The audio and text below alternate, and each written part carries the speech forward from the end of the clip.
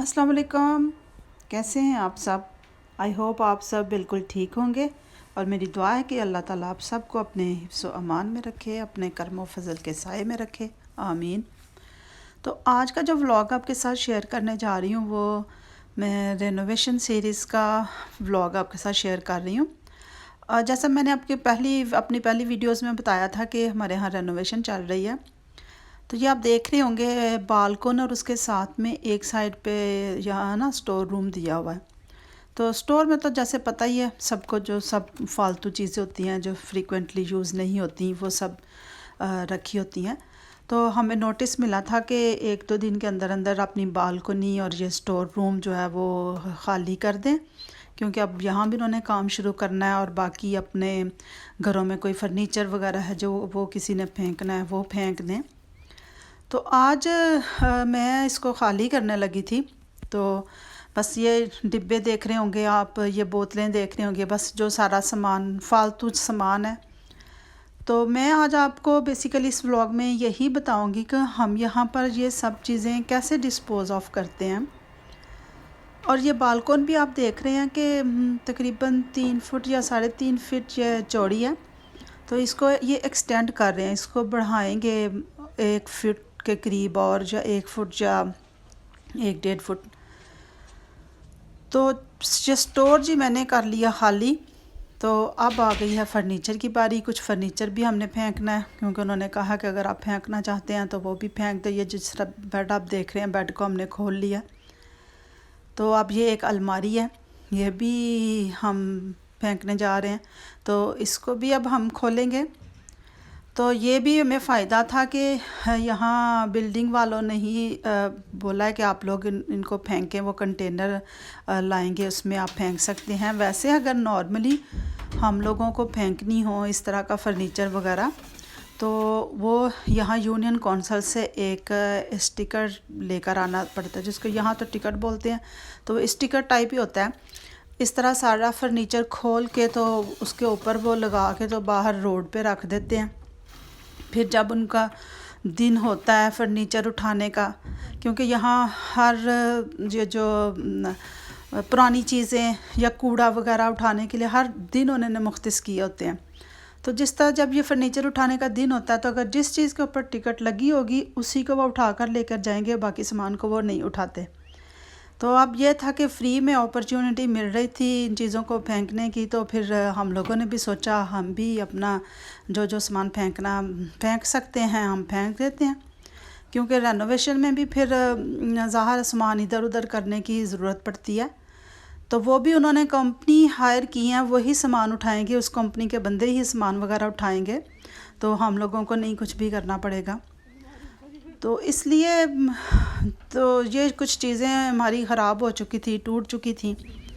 तो यहाँ जो फर्नीचर होते हैं ना, इसी तरह शॉप से जाएं, डिब्बों में बंद लेकर आएँ, घरों में आके उनको जोड़ लें, और अगर जब उनको फेंकना होता है तो इसी तरह उनको खोल लें, उनको लदा लदा करके इकट्ठा करके तो बाहर जहाँ कहीं भी जैसे भी फेंकना है तो उनको फेंक दें।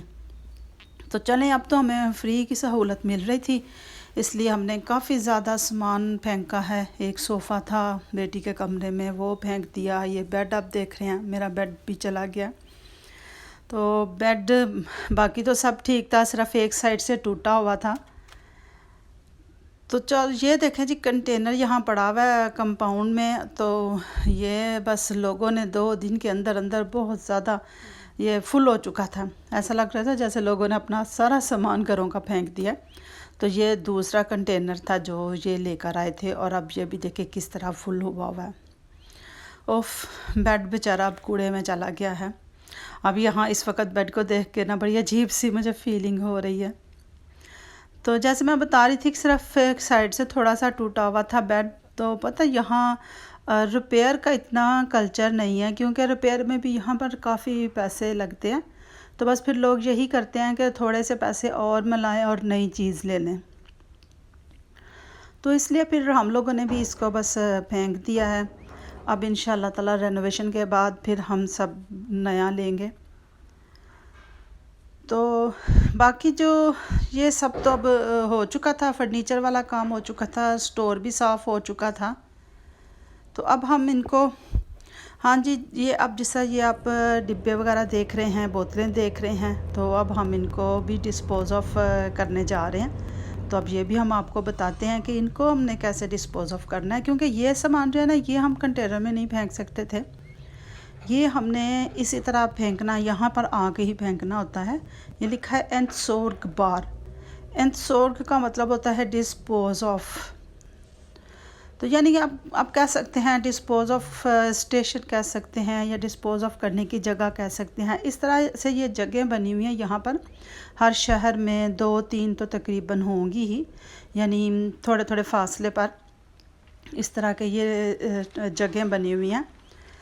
तो वो ऐसे ही है कि इस तरह की ये प्लास्टिक की बोतलें, जूसेस के डब्बे, दूध के डब्बे, शीशे की बोतलें, या और भी जो भी चीज़ें घर के हर यूज़ की जो चीज़ें होती हैं, वो यहाँ उनके लिए जगह अलग-अलग से कंटेनर पड़े हुए हैं, वहाँ उनके अंदर आके तो इनको फेंकते हैं।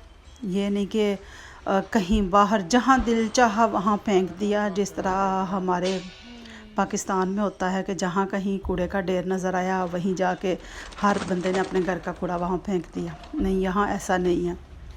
यहाँ आपको हर चीज़ के लिए ये मुख्तलिफ़ कंटेनर पड़े हुए मिलेंगे, उनके अंदर जो चीज़ उन्होंने ऊपर लिख कर लगाई है वही उसके अंदर जाएगी, दूसरी कोई और चीज़ नहीं जाएगी। ना ही लोग इसके अंदर इस तरह फेंकते हैं।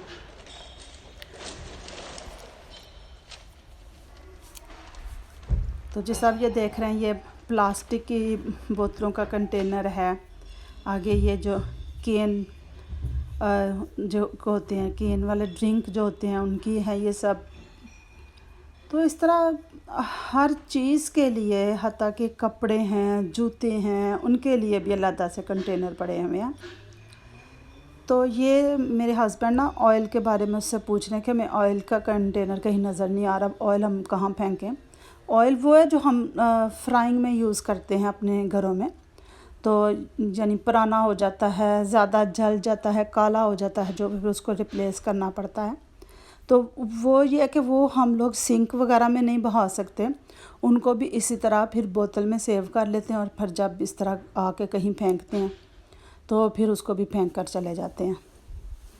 तो ऐसा ही है कि फिर हम लोग इनको चीज़ों को लिफाफों में डाल के तो रखते रहते हैं, संभालते रहते हैं अपने स्टोर्स वगैरह में। तो कभी महीने बाद, 2 महीने बाद गाड़ी के अंदर सारा सामान रखा, गाड़ी भरी और जाके ये सामान डिस्पोज ऑफ कर दिया। तो बहुत ही अच्छा सिस्टम है, बहुत ही तरीके से, सलीके से हर चीज़ यहाँ ऑर्गेनाइज़ की जाती है। मैं जब खुद फ़र्स्ट टाइम आई तो मुझे देखकर बहुत ही बड़ी एक खुशगवार सी हैरत हुई कि कितने अच्छे तरीके से हर चीज़ को इन्होंने ऑर्गेनाइज़ किया हुआ है। डिस्पोज ऑफ करने की कितना अच्छा तरीका है कि हर जगह उन्होंने एक अलग जगह ही उन्होंने बनाई हुई है, तो वहाँ रखते हैं। तो चलो, हमारे यहाँ तो से हमारा काम अब ख़त्म हो चुका था, तो अब हम पहुँच चुके हैं घर। तो घर में बन रही है जी गार्लिक ब्रेड, जो कि मेरी बेटी बना रही है। तो ये आगे संडे का दिन था, तो संडे वाले दिन सुबह सुबह फिर हम लोग तो चले गए ये फेंकने के लिए। तो मेरी बेटी ने कहा, मामा मैं आप जाएं तो मैं आपके आने तक गार्लिक ब्रेड बनाती हूँ। मैंने कहा चलो, और इससे अच्छी क्या बात हो सकती है। तो ये आप देख रहे होंगे ब्रेड है, हमने तो ली है बॉगेट लिया है, आप सिंपल ब्रेड भी ले सकते हैं। और melted half cup melted butter है, आप अपने रिक्वायरमेंट के मुताबिक ले लें। बाकी मैं डिस्क्रिप्शन में इसकी क्वांटिटी वगैरह लिख दूँगी, आप वहाँ से फॉलो कर लीजिएगा। हाफ़ कप मेल्टेड बटर है, रूम टेम्परेचर पे मेल्ट किया हुआ। और इसमें जाएगा जी नमक थोड़ा सा, थोड़ी सी ये क्रश्ड चिलीज़ है, ब्लैक पेपर है, गार्लिक इसमें डाल दिया, और बाकी ये थोड़े से इटालियन हर्ब्स हैं, जिस तरह ओरिगेनो होता है, बेसल लीव्स होते हैं, एक मिक्स भी मिलते हैं और अलग-अलग भी मिलते हैं। अगर ओरिगेनो मिल जाए आप ओरिगेनो डाल लें, अगर मिक्स हर्ब्स मिल जाएं तो आप वो डाल लें। बाकी जो सीजनिंग आप अपनी पसंद के मुताबिक करें। ज़ाहिर है जो गार्लिक है वो इसमें मेन इंग्रेडिएंट है। तो ये सब कुछ बटर में शामिल करके मिक्स करके तो ब्रेड के ऊपर लगा दिया है। तो अब ये मेरे पास ये बेसल लीव्स हैं ड्राइड, वो ऊपर से स्प्रिंकल कर रही है बेटी। अब थोड़ा सा इसके ऊपर पार्मेज़ान चीज़ जाएगा। जो पार्मेज़ान चीज़ है ये थोड़ा पाउडरी फॉर्म में होता है, काफ़ी बारीक सा होता है कि ये क्योंकि स्पेगेटी वगैरह पे डालने के काम आता है। तो आज घर में यही था तो फिर हमने यही यूज़ कर लिया है। आपके पास अगर वैसे चीज़ हो, ग्रेटेड किया हुआ कोई भी चीज़ हो, आप वो डाल लें। तो अगर आप चीज़ ना भी डालना चाहें तो कोई मसला नहीं है, आप इसको ऐसे भी बना सकते हैं। तो ये 180 डिग्री सेंटीग्रेड पे ओवन को प्री हीट कर लिया था, उसके अंदर अब हम रख रहे हैं। 10 मिनट के लिए इसके अंदर रखेंगे। अगर आप ओवन में नहीं बनाना चाहते तो आप पैन में भी बना सकते हैं। बस सिर्फ इसका यही है कि ऊपर से इसका बटर और चीज़ मेल्ट होना चाहिए ताकि उसका उनके साथ गार्लिक का जो टेस्ट है ना वो ब्रेड के अंदर तक चला जाए। बाकी ब्रेड तो कुक ही होती है। तो चलें जी, ये हमारी ब्रेड हो चुकी है रेडी। ये फाइनल लुक है। तो अब हम करते हैं नाश्ता। तो आप भी इसको बनाइए और खाइए। और अगर आपको मेरी ये वीडियो और हमारी गार्लिक ब्रेड की रेसिपी आपको पसंद आई है तो प्लीज़ मेरे इस रेसिपी को लाइक कीजिएगा, शेयर कीजिएगा मेरी इस वीडियो को, और मेरे चैनल को सब्सक्राइब कीजिएगा। मिलेंगे फिर किसी नई वीडियो के साथ, नई रेसिपी के साथ। टिल देन अल्लाह हाफ़िज़।